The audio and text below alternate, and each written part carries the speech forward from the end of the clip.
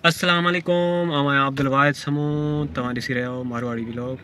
उम्मीद कंदा दोस्तों ख़ुशि ऐं आबाद हूंदा।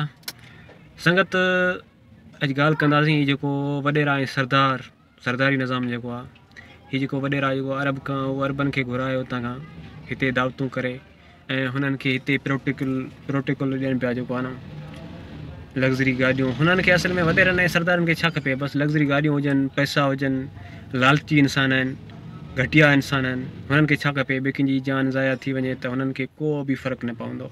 हू वॾेरा दलाल छा कंदा आहिनि, सरदार कमीना इंसान इहो ई कंदा आहिनि, बसि हुननि जी बढ़ोत कंदा आहिनि। बढ़ोत करण में उहे एक्टिव आहिनि।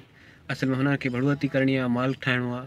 पोइ उन हिसाब सां उते बि जेको आहे हीअ खीमा वीमा लॻाइण जी कोशिशि कनि पिया, जेको आहे न पंहिंजो सभु कुझु तयारु करे। ऐं वॾो प्रोटोकॉल आहे साईं, प्रोटोकॉल वॾो। हिननि खे जेको आहे पुलिस जूं गाॾियूं अॻिते पोइ हिते वॾो सिस्टम आहे हिननि वटि।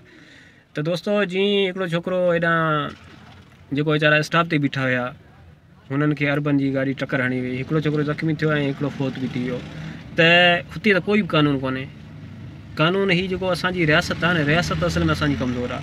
असांजी कमज़ोर जेकॾहिं रियासत जेकॾहिं कमज़ोर न हुजे न, त असां मुड़ुसु माण्हू आहियूं। ग़रीब माण्हू त हाणे कुझु नथो करे सघे। हुननि सां वॾेरा इहे सरदार इहो गॾनि सी आहे। उन खां अलावा सिंध हुकूमत बि जेको हुननि खे वारंट ॾेई छॾियो, बाबा तव्हां जिते बि वञो शिकार कयो, जेको कुझु तव्हांखे करिणो हुजे, माण्हू कंहिंजी जान वठणी हुजे उहो बि वठी तव्हां जेको आहे न पंहिंजो कमु जारी ऐं सारी रखो। त दोस्तो इहो बिल्कुलु ग़लति आहे। कुझु आवाम खे बि उथणु खपे, हिन जो गवर्नमेंट खे बि नोटिस वठणु खपे। जेको बेगुनाह छोकिरो क़तलु थियो आहे उनखे बि इंसाफ़ मिलणु खपे।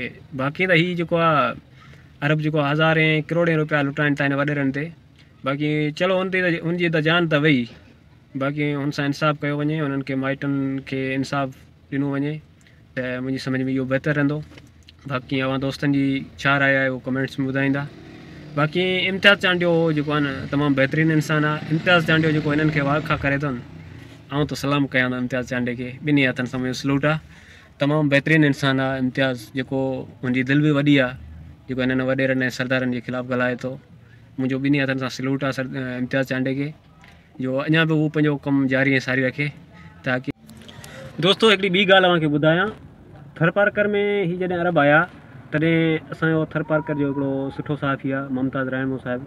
त मुमताज़ राय में छा कयो त हिकिड़ी पोस्ट जेको आहे न छॾी हिननि जे ख़िलाफ़ु, त बाबा हीअ अरब आया आहिनि सरदार गॾु खणी, त हिते जेको शिकार लाइ आया आहिनि। जंहिं शइ जो अलाए कहिड़ो चकोर पखी आहे कहिड़ो ॿुधायूं पिए, त हू चकोर पखी असांजी थर में ई न आहे। हीअ अरब जंहिं लाइ आया हू पखी असांजे थर में न आहे, उन जे बावजूद बि हीअ हिते भिटनि में घुमनि पिया। त मुमताज़ साहिब इहो पोस्ट रखी, त उन खां पोइ जेको आहे हिन पोस्ट रखी त पोइ हिनखे छा थियो, हू जेका हिननि जा वाठा ऐं जेको सरदार गॾु हुया न, उन्हनि हिते धमकियूं बि ॾिनियूं। सोशल मीडिया जे थ्रू उन्हनि धमकियूं बि ॾिनियूं त इन जी असां मज़मत कयूं था। बिल्कुलु हिननि ग़लति कमु कया, हू साफ़ इहा हुननि जो कमु आहे, हुननि जो इहो कमु आहे त हू पोस्ट रखंदा बिल्कुलु, ऐं हुननि खे केरु बि नथो चई सघे। उन्हनि जे बावजूद बि हीअ माण्हू जेको आहे न हुननि खे धमकाइनि पिया, त इन जी असां सख़्तु लफ़्ज़नि में मज़मत कयूं था। मुमताज़ राम बाक़दार तमामु सुठो साफ़ी आहे माशाल्लाह असांजे थरपारकर जो।